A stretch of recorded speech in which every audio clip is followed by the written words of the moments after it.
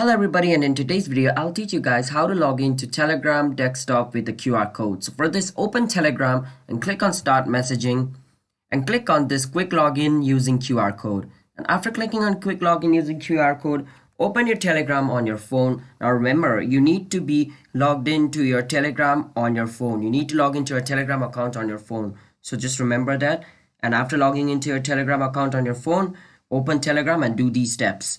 Open Telegram on your phone, and after opening Telegram, click on this three line at the top left corner.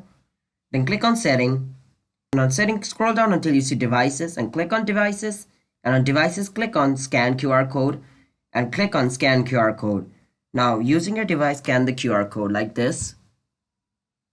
And boom, you should be logged into your device after scanning the QR code, and this information should be popping up on your phone as well like this. So that's basically how you log into your device on desktop using QR code on Telegram. So if you guys found this video helpful, then be sure to like and subscribe with notification on, and comment down below what type of video we should make next. And I'll be signing out. Have a nice day everybody. Peace out.